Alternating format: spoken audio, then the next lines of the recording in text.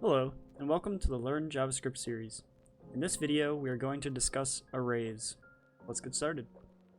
Arrays are list-like structures used for storing a collection of items or elements in a single variable. Arrays are resizable and can contain different data types such as numbers, strings, booleans, or objects. Arrays are zero-indexed, meaning that the first element of the array can be accessed at the index 0, the second index 1, and so forth.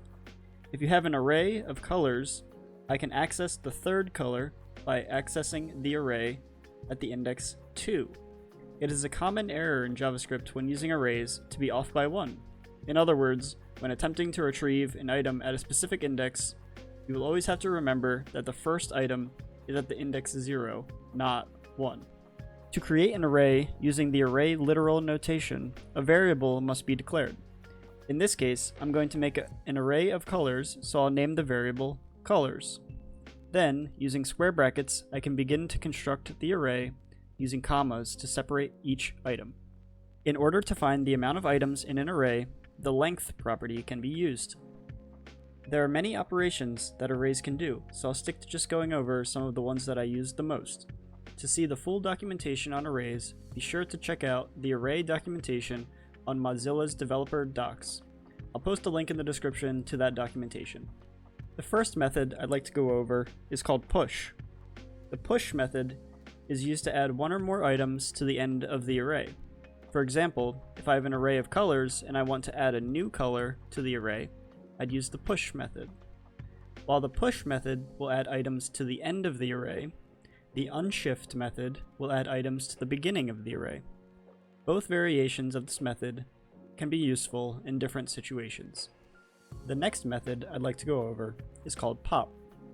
This method does the opposite of push. It removes the last element from the array and returns that element.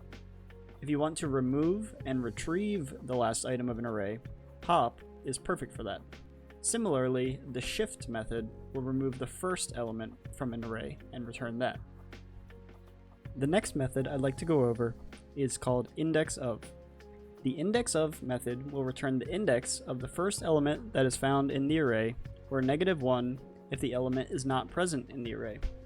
This is useful if you want to check if an item is in the array, or you want to find the specific position of an item in an array. The last method I'd like to go over is the includes method. The includes method determines whether or not an array contains the specified value. If I have an array of colors and I want to know if a specific color, like blue, is in that array, I can use the includes method. This method will return true if blue is in the array, otherwise it will return false. This method is useful if you want to know that an array contains some value, but don't really care about the index of that item. There are plenty of other useful array methods, such as filter, for each, map, reduce, and plenty of others, but I'm going to cover those in a separate video on functional programming fundamentals. I also want to point out that we can use for loops in combination with arrays and iterate over all the elements in an array. Using the same colors array, I can make a for loop that starts at 0, because array indexes start at 0, and ends at the array.length -1, and then console log each element in the array. This can be particularly useful if you want to perform an action on each element of the array, and since JavaScript arrays can be dynamic in length, the length property is an easy way to specify that the for loop should continue to loop until it gets to the end of the array. That wraps up this introduction to JavaScript arrays. As always, the description of this video will contain a link to a code sandbox that contains all of the code that I've written. Feel free to take a look at that and play around with it. Thanks for watching, please like and subscribe, and I hope you have a great day.